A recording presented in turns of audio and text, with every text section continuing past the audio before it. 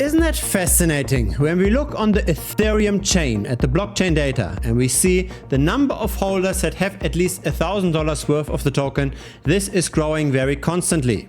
So this is a chart starting in 2022, it goes all the way to today, and we've got more than 845 such wallets. At the same time, we see that there's quite a bit of retail interest. So this was the recent video on BabyDoge on this channel, published half a year ago, and it outperformed the average video. The average video is in gray, the performance of that video is in blue. So when there's so much demand for BabyDoge, why does the price chart look like this? Why do we see several pumps and dumps? Why does the price constantly deflate? What's going on here? Well, one important thing is that we just looked at the Ethereum chain. And yes, there are 20,000 holders on Ethereum, but there's almost 2 million holders on the Binance Smart Chain. And when we look at the number of wallets that have at least $1,000 worth of the token, this did increase very rapidly at the beginning in 2021. But that growth has somewhat stalled, and currently the number of wallets that hold such an allocation to BabyDoge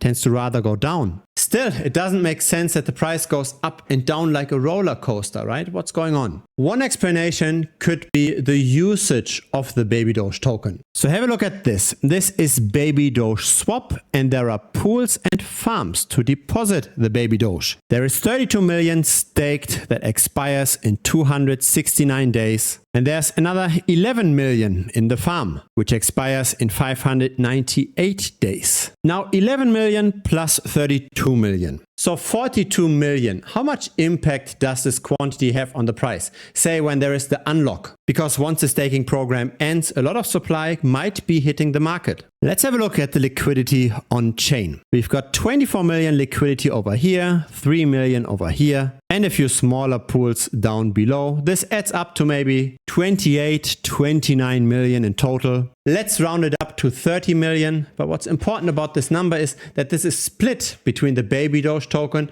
and the other token in the pool. So for example here, with those 24 million, we've got half of the value in BabyDoge, the other half in Wrap BNB. In other words, if 32 million worth of BabyDoge were to hit the market, that's not only going to double the liquid supply, it's roughly going to 4x the supply. Again, because half of the value in those pools is not in BabyDoge, but in Wrap BNB or in USDT. And so with the current price pump, there might also be some manipulation going on. Because we see a lot of trading volume on the perpetual futures market, $161 million worth of BabyDoge in 24 hours. That's on Blowfin, and another 83 million on Binance. By the way, I believe that Blowfin, Binance and OrangeX are somewhat affiliated, because when I just look at the front ends of those websites, they are very, very similar. I believe that Blowfin and OrangeX are simply just white labeled Binance interfaces.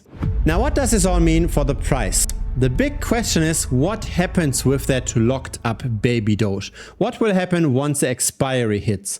We've seen something very similar with the PancakeSwap token. So PancakeSwap launched a staking program a while back. And when the program launched, you could lock up your cake tokens and get 80% more cake tokens a year from that lockup. Now the numbers look quite different. Now you can only get up to 25%. But when this was introduced, and a lot of people locked up for those 80%, and then a year later that expired and all of those locked tokens hit the market, then we saw an underperformance of cake relative to the ecosystem token, which is of course BNB. So this is a relative BNB chart. We saw that underperformance of 58-59%. And so I don't dare to predict what happens with BabyDoge in the next week or in the next month, but I do dare to make a prediction what happens in 269 days. That unlock is very likely going to have quite some impact. Now this is BabyDoge relative to BNB. So again, we want to look at relative valuation charts, and again we see our pump and dumps. Currently we are in a pump, and the unlock of those tokens happens at the end of June, beginning of July of next year. And I don't know what happens in the meantime, so I'm simply just working with the assumption that we are going sideways. But I believe it makes sense to be very cautious with BabyDoge in summer of next year. There's simply so much supply lingering in the BabyDoge swap decentralized exchange. I'll continue to make updates on BabyDoge on this channel. If you don't want to miss those, feel free to subscribe. Feel free to also give this video a like. It helps the channel grow.